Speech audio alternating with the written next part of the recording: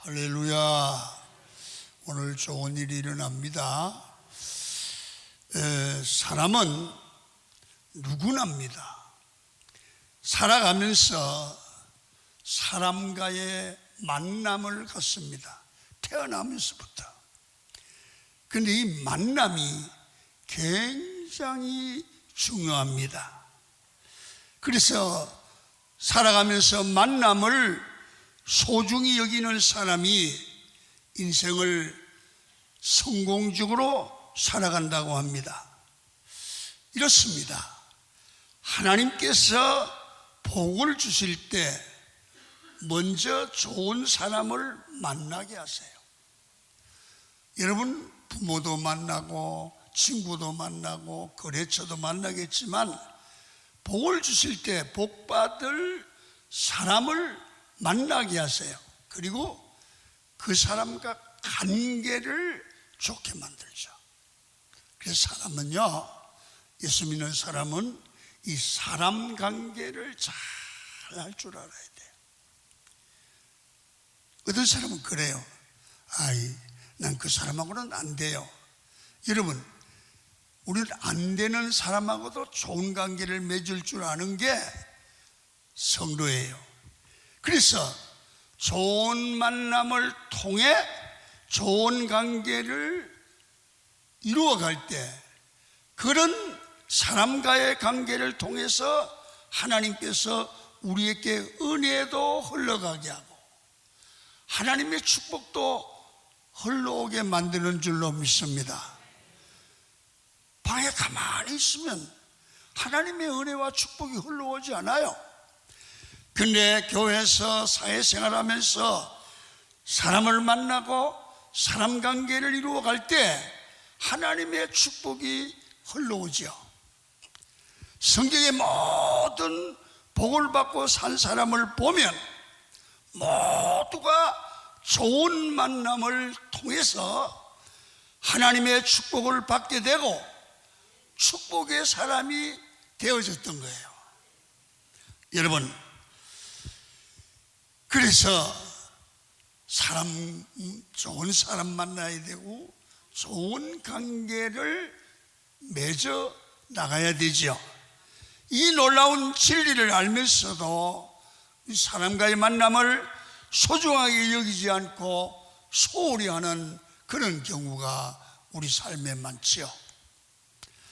우리는 오늘 말씀을 통해서 만남의 중요성을 알아야 돼요.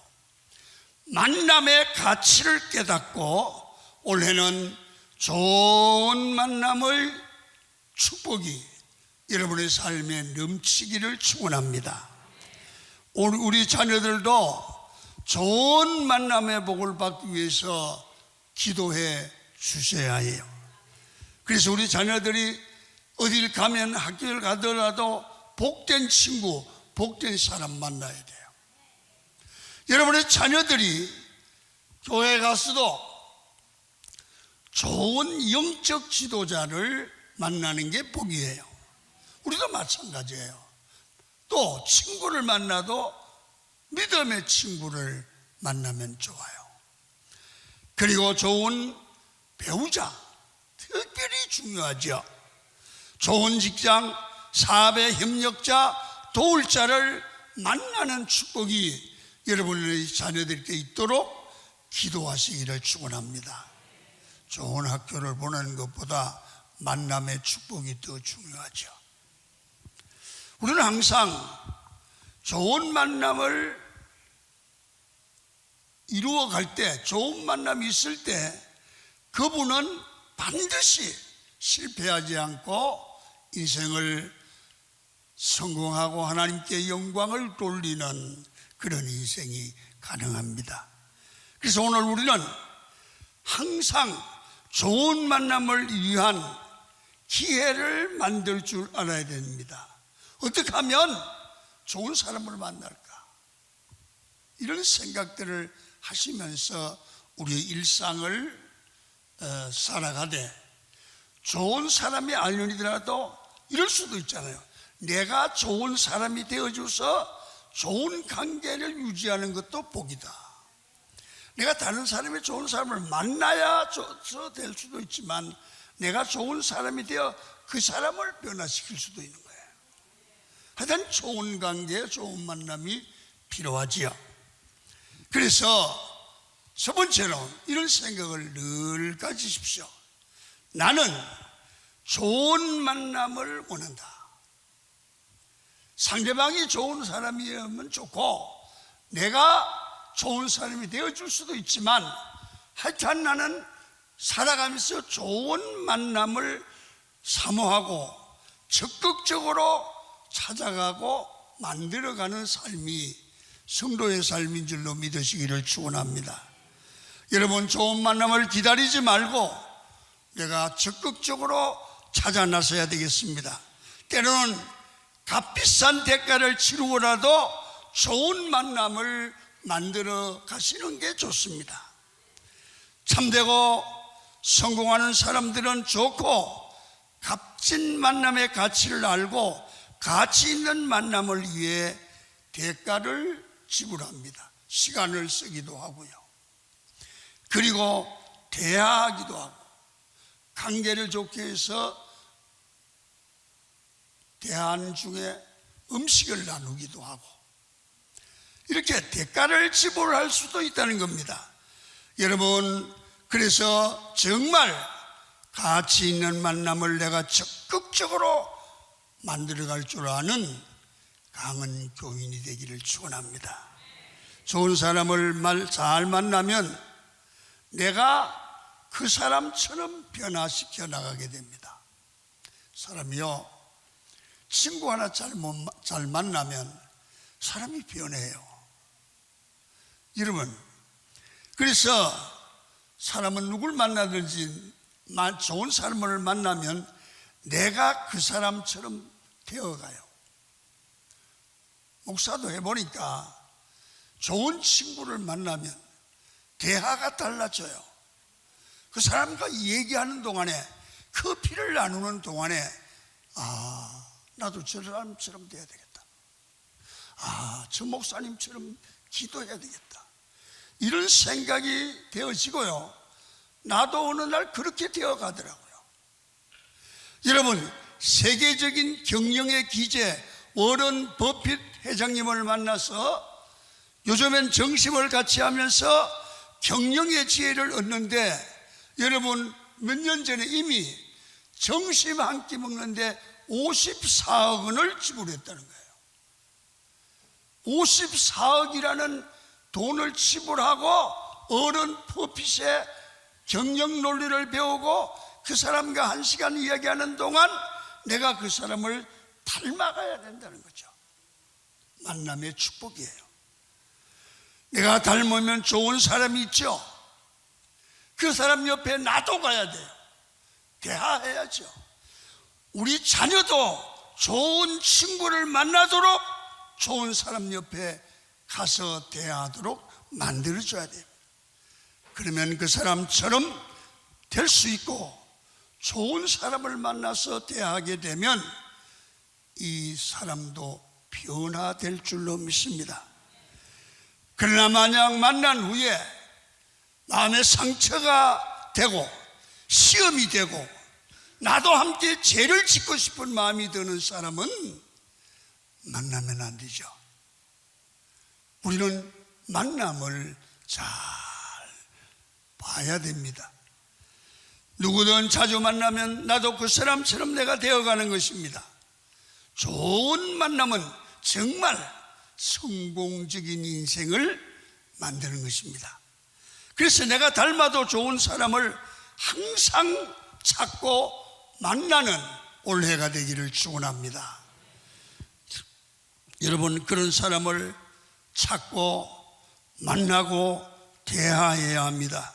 이런 좋은 사람은 만나기가 쉽지 않죠. 그러니까 대가를 지불해서라도 만나서 그 사람 곁에 가야 되고 대화를 해야 되고, 그리고 먹을 수 있는 좋은 관계를 맺고 살아가면 언제 어느 날인가 그 사람을 닮아가고 그 사람의 미래를 나도 공유할 수 있는 거예요. 그러니까 누굴 만나서 어떻게 대하고 무엇을 보고 어떻게 나누느냐에 따라서 인생이 달라져요. 여러분, 이런 말이 있습니다. 먹물이지요. 새까만 먹물. 먹물 가지고 놀면 내 옷에 먹물이 묻어요. 여러분, 인주를 가지고, 도장 찍는 인주를 가지고 놓으면 내 손에 빨간 색이 물들어요. 여러분, 우리는 복 있는 사람을 알고 만나면 나도 그 사람을 닮아 같은 대화를 하고 그 사람의 삶을 배우고 나도 그 사람처럼 살고 나도 그 사람처럼 복을 받아요. 그래서 목사들도 보면 끼리끼리 놀아요. 대화가 달라요. 왜? 그게 영향을 주고 영향을 받아요. 여러분, 성공하는 사람을 만나면 성공하는 사람이 되어요. 실패하는 사람을 만나면 나도 실패해요. 여러분, 신앙의 사람을 만나면 나도 신앙의 사람이 되어가는 거예요. 자, 그러면 이제 오늘 본문을 통해서 우리가 알아야 될 것은 가장 위대한 만남의 대상은 누군가? 하나님입니다. 우리는 신앙생활을 하면서 지속적으로 하나님을 만나야 합니다. 한번 단회적으로 만나는 게 아니라 지속적으로 만나야 됩니다. 하나님은 여러분들과 저를 사랑하셔서 만나주시기를 원해요. 그래서 하나님은 우리를 만나주시는 여러 가지 방향으로 인도하는데 때로는 삶의 현장에서 하나님이 살아계시구나 그러면서 성경의 역사를 보면 광야로 인도해서 가지각색 방법으로 주의 백성을 만나줬죠. 그러면 오늘날 여러분들과 저는 하나님은 우리를 만나주시기 위해서 때로는 광야로 인도한다 그렇게 전제하면, 그럼 우리는 삶에서 광야가 어디냐? 우리 살아가다 보면 고난을 당하잖아요. 이 광야는 살아가는 데 편하지 않는 곳이지요. 우리 삶에서 하나님은 때때로 우리를 고난의 광야로 이끌어 가셔서 고난을 통해서 여러분들과 저를 만나주시는 줄로 믿습니다. 이 고난이요, 어떨 때는 싫지만 고난 때문에 하나님을 만난다면 고난이 복이 될 수도 있습니다. 광야, 아무것도 없는 곳이지요. 광야는 사람이 정상적으로 생존하기가 불가능한 최악의 상황입니다. 인간은 누구나 고난의 광야를 만나면 하나님을 찾게 되어 있습니다. 고난의 광야에서 하나님을 찾다가 기도하게 되고, 기도하다가 주님을 만나게 되고, 주님을 만나서 주의 음성을 듣게 되는 줄로 믿습니다. 그래서 삶에서 때로는 실패의 광야, 가난의 광야, 질병의 광야, 고통의 광야를 만나게 되는데, 그때는 자신의 실체를 발견하고 낮아지게 돼요. 기도 않던 사람이 기도하지요. 그러다가 능력을 받기도 하고 주님을 만나기도 하는 것입니다. 고난의 광야는 힘이 들지만 하나님을 깊이 만나는 시간이 된다면 그게 고난이 복이 될 수 있다는 거죠. 하나님을 만남이 없는 신앙생활은 불가능합니다. 여러분, 그러나 하나님을 만나면 이 신앙생활은 행복해집니다. 그러나 하나님을 만남이 없는 신앙은 형식적이거나 가짜 신앙일 수 있습니다.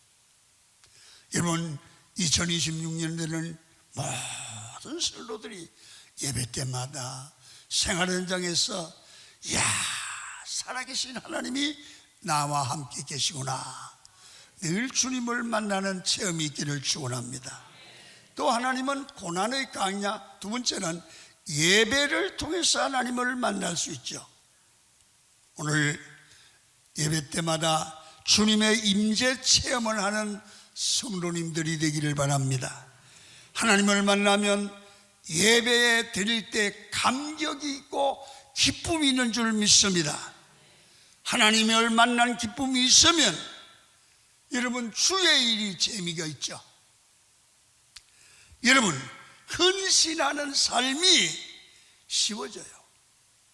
주님을 만나고 주님의 은혜를 체험하고 주님의 깊은 은혜 속에 들어가면 주의 일이 하고 싶고 주의 일 속에서 임재하시는 하나님의 은혜와 은사를 경험하게 돼요.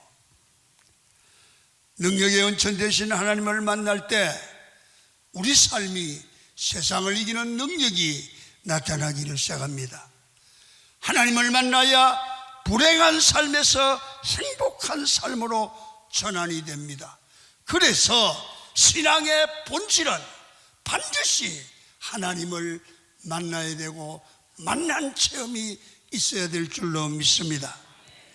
하나님을 만나는 예배를 드릴 때 그 말씀을 들을 때마다 어쩌면 우리 목사님이 꼭 내 말씀만 하시네, 어쩌면 내 속을 뒤집어나, 어쩌면 우리 집에 왔다 가셨나, 이런 생각이 들 정도로 내 말이 되면 주님의 임재가 있다는 사실을 믿으시기를 축원합니다.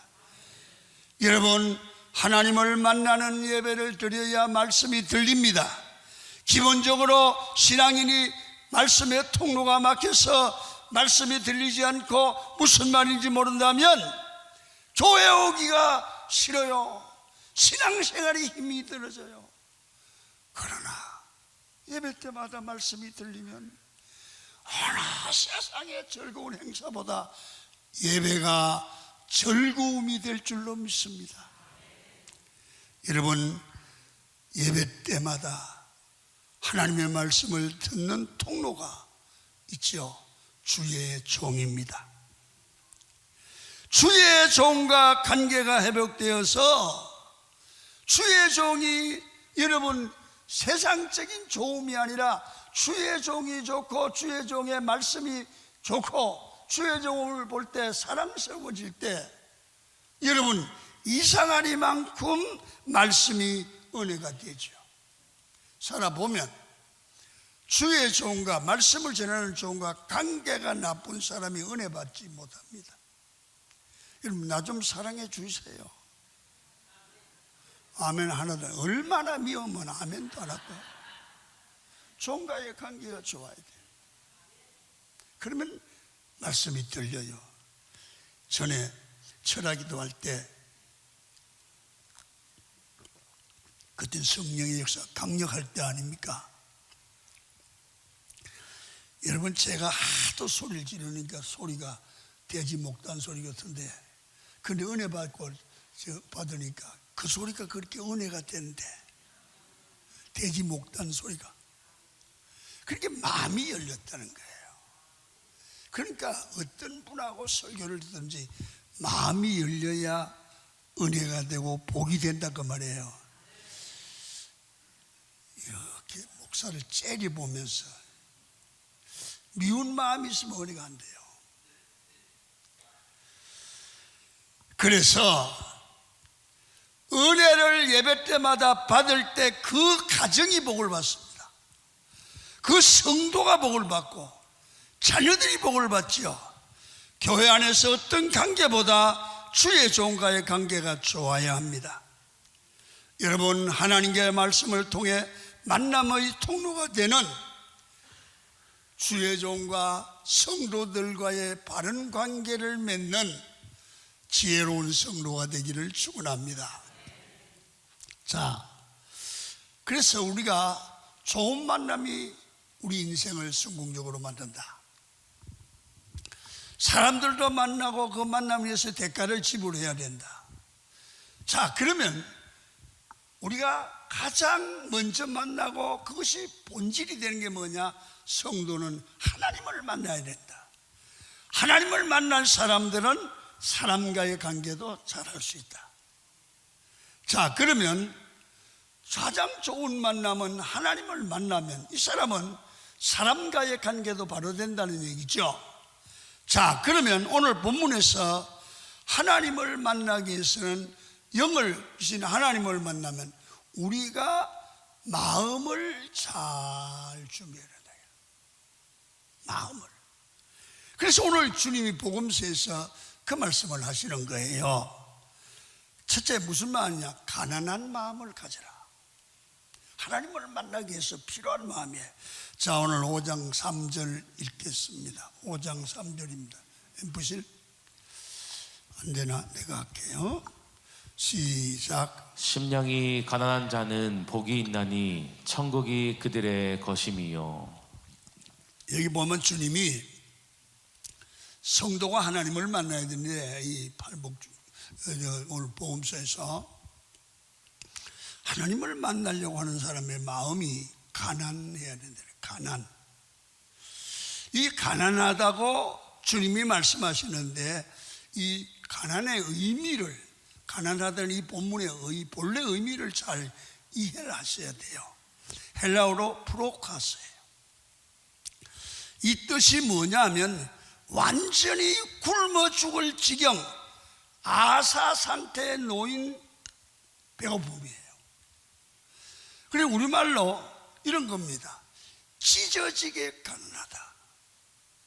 오늘 나이가 든 우리 장로님들 어릴 때 찢어지게 가난한 체험을 한 분도 있어요.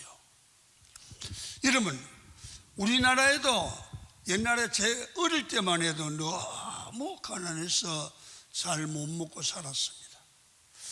저는요 어릴 때 하도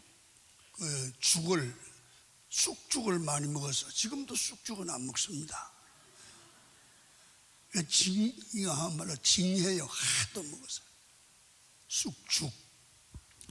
초등학교 때 도시락을 못 사는 거예요. 그러면 애들은 다 도시락 먹고 못 먹는 애들이 몇 있죠. 그러면 옛날에는 수도도 없어요. 여러분 여기 초등학교는 이렇게 짓는 펌프 아세요? 이 젊은 사람들 몰라. 펌프. 그렇게 딱 대고 펌프에다 이게 펌프 이게 물 나오는 데가 돌아가 이렇게 착 돌리면 입으로 들어와. 그래 점수. 그래서 다른 애들은 점심 먹을 때 펌프 물 먹고 트름하고 눈물 흘리며 들어가죠. 여러분 그때는 여러분 배가 고프니까 먹을 게 없으니까 산에 가면 여러분 잘 들어봐야 맞는 이해가 되나? 소나무 겹껍질을 벗기고 속껍질이 있어요. 이놈 씹어 먹었어요. 임 장로님 아세요? 그런 거 들어봤어요? 옛날에 그랬어요. 장로님 해봤어요? 그리고 칡뿌리, 마뿌리, 잔대 아세요? 잔대뿌리. 이거 전문가입니다 우리. 여러분 이거 캐 먹었어요. 그리고 콩서리하고 밀서리해서 여러분 이렇게 닦고 갔는데도 엄마한테 들켜요. 뭐 야 이마 너 입이 왜 그렇게 까마나? 여러분 사람이 먹을 게 없어서 굶으면 제일 먼저 갈라지는 게 배라고 합니다. 배가 갈라진다고 말이에요. 소나무 속껍질, 풀뿌리 같은 것을 계속 먹으면 나중에는 항문이 갈라진다고 그럽니다. 지독한 가난을 경험해 본 사람은 찢어지게 가난하다는 말을 알고 있습니다. 여러분 너무 못 먹어서 생존의 문제가 걸린 가난함이 바로 프로카스입니다. 오늘 본문에 예수님이 설명한 심령이 가난, 이 프로카스입니다. 우리 개념으로 의하면 찢어지게 가난하다, 프로카스입니다. 이 가난한 사람들의 마음을 우리는 이해를 해야 이 성경이 이해가 된다 그 말입니다. 여기 나오는 가난이 프로카스입니다. 심령이 가난하다는 말은 결국 무슨 말입니까? 나는 내 영혼은 하나님이 없으면 나는 죽습니다. 프로카스입니다. 나는 아무것도 아닙니다. 하나님 나를 불쌍히 여겨 주시옵소서. 이런 마음이 있어서 은혜를 사모하고 예배에 참여하고 찬송하고 할 때 이 프로카스, 찢어지게 가난한 사람들이 밥을 추구하는 것처럼 주님을 추구하는 마음이 있으면 하나님을 만날 수 있다는 거예요. 여러분, 이런 마음, 하나님을 찾는 애타는 마음이 여러분에게 있으면 올해는 100% 하나님을 만나는 예배가 될 줄 믿습니다. 이걸 뭐라고 하느냐 하면 하나님께서 은혜를 줄 때 이 은혜를 사모하는 마음을 절박한 마음이다. 절박한 마음은 무엇과도 바꿀 수 없는 마음입니다. 예배 올 때 오늘 가난한 마음으로 예배에 참석하라. 설교를 할 때 절박한 마음으로 나는 주님의 은혜가 없으면 안 됩니다. 나는 주님의 은혜를 받지 못하면 세상을 이길 수가 없습니다. 절박한 마음. 여러분, 어떤 사람에게 야 밥이 없다 애들에게 아예 밥 없으면 어때요? 라면 먹으면 되죠. 이건 가난한 마음이 아닙니다. 여러분, 브로카스는 아무것도 먹을 것이 없어서 죽을 지경이 된 아사 상태입니다. 대체 불가능한 마음이란 말입니다. 여러분, 사랑 문제로 얘기해 볼까요?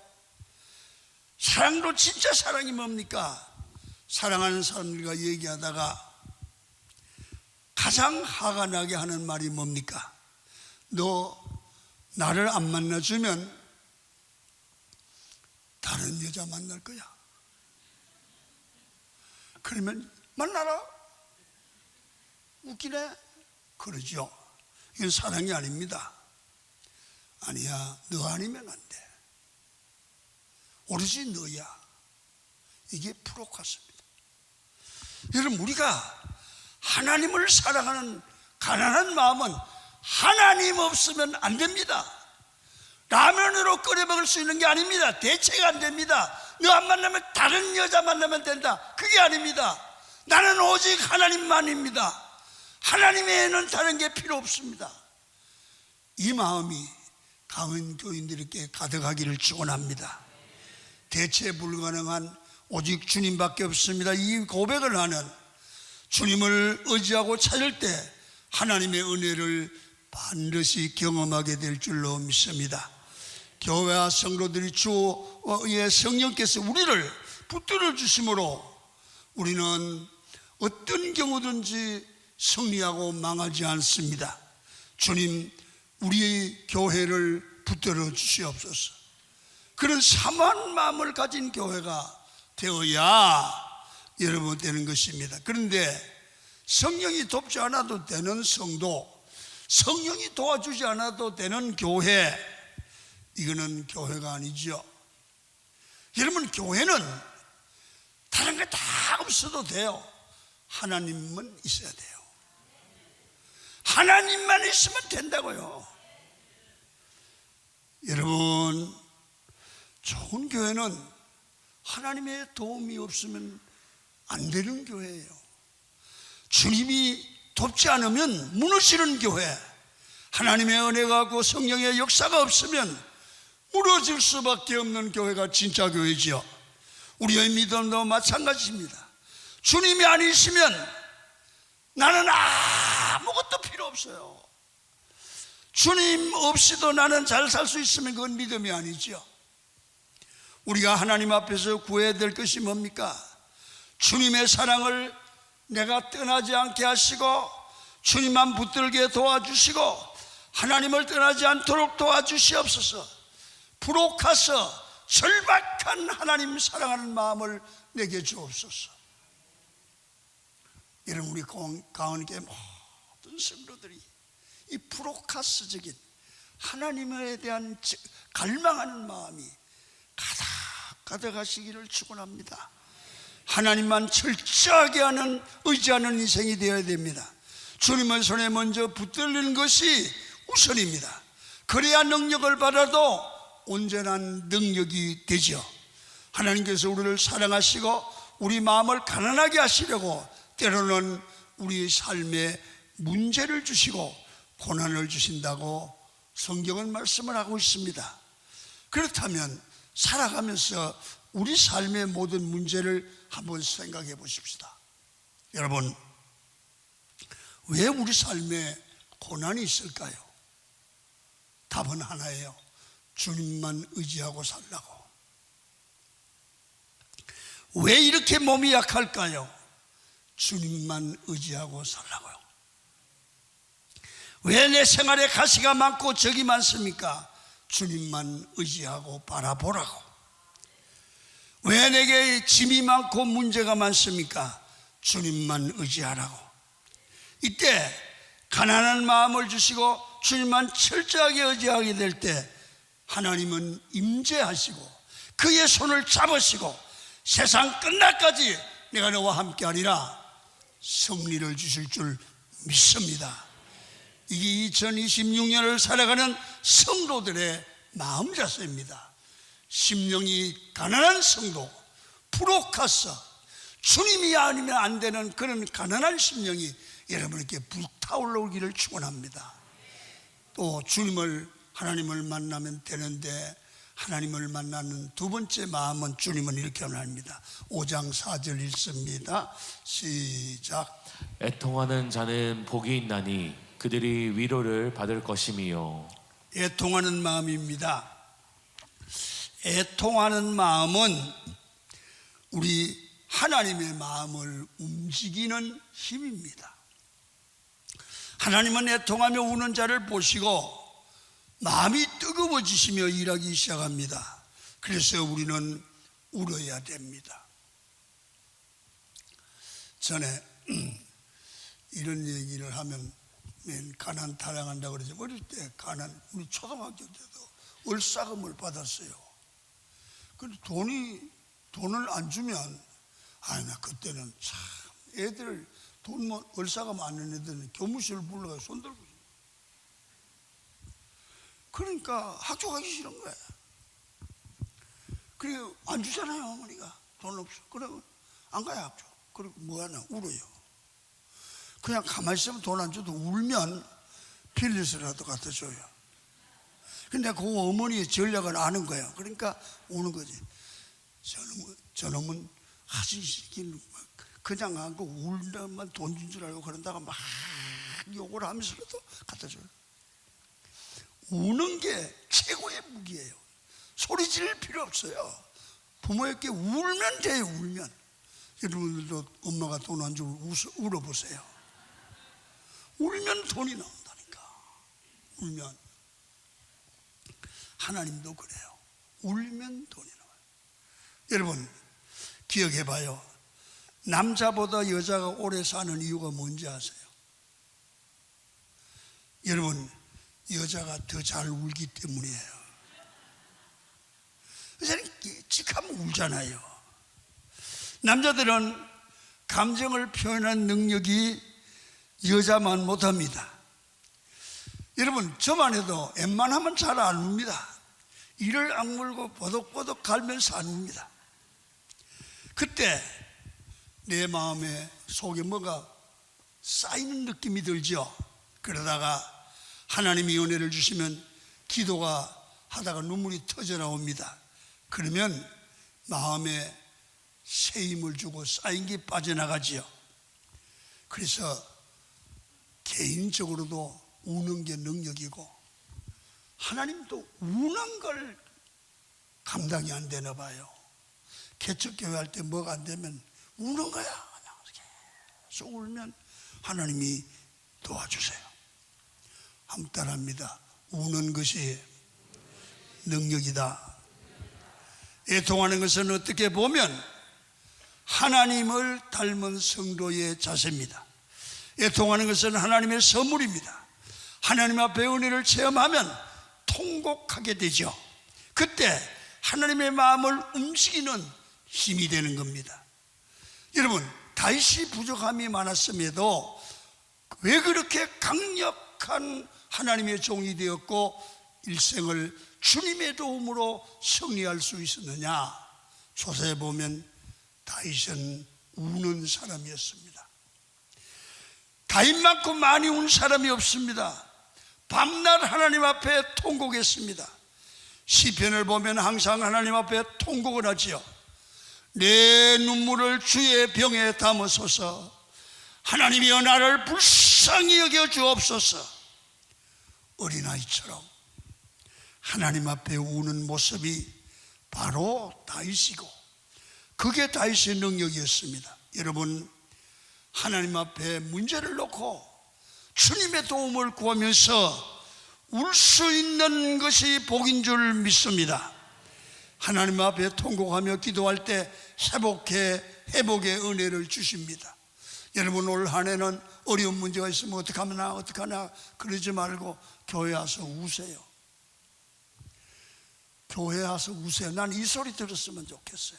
강원교회는 울보 장로, 울보 권사, 울보 집사가 모인 교회다. 아멘을 안 하네. 울기 싫어요. 울 때 기적이 일어납니다. 여러분, 리더들이, 지도자들이 영혼을 살리기 위해서 해야 될 일이 무엇인지 아십니까?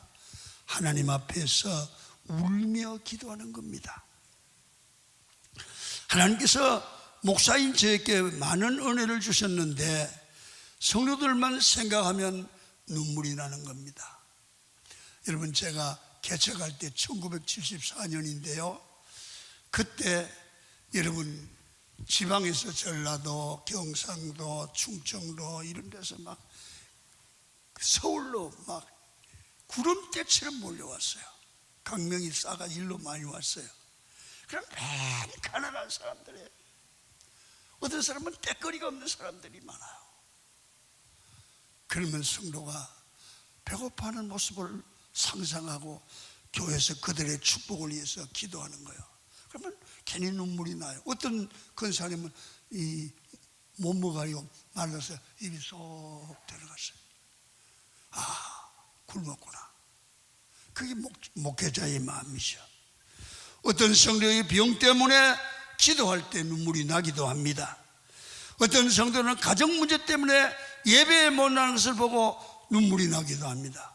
물질 문제 때문에 힘들어하는 것을 보고 울 때도 있습니다. 하나님, 우리 성도들 불쌍히 여겨주시고 도와주시기 바랍니다. 하나님의 전명하신 손으로 문제를 해결해 주시기를 바랍니다. 상처 입은 성도들을 위로해 주시기 바랍니다. 가슴이 아파 기도하면 하나님이 응답해 주시는 줄로 믿습니다. 간증이 나와요. 목사님, 기도해 주셔서 감사해요. 응답됐어요. 여러분, 따라합니다. 눈물의 기도는 반드시 응답된다. 그렇습니다. 우리는 예수님 앞에서 울어서 불쌍히 여김을 받아야 됩니다. 우리 기도에 변화가 없는 것은 간절함과 눈물이 없어서 그렇습니다. 울부짖는 기도가 있을 때 변화가 나타나고 은혜를 체험하고 하나님의 임재를 경험하게 됩니다. 눈물을 통해서 하나님을 만나고 강력한 능력을 체험할 때 우리 삶에 회복과 부흥의 역사가 일어날 줄로 믿습니다. 꿈이 있는 인생이 눈물로 하나님을 붙들면 하나님이 영광스러운 인생으로 변화시켜 줍니다. 문제 있는 사람, 하나님이 함께하면 소망이 있습니다. 어떤 경우도 하나님이 도와주시면 됩니다. 그래서 아무리 어렵고 힘들더라도 심령이 불혹해서 가난한 마음으로 하나님을 의지하면 넘어진 사람도 반드시 일어나게 하실 줄로 믿습니다. 아무리 문제 있는 사람에도 하나님 앞에서 애통하며 가슴치며 눈물로 기도하면 소망이 넘치고 응답할 줄로 믿습니다. 하나님이 도와주십니다. 하나님이 도와주시면 될 줄로 믿습니다. 여러분, 하나님을 만나는 2026년이 되기를 축원합니다. 이 말씀을 그만하고 찬송 부르겠습니다. 아바 아버지 부르겠습니다.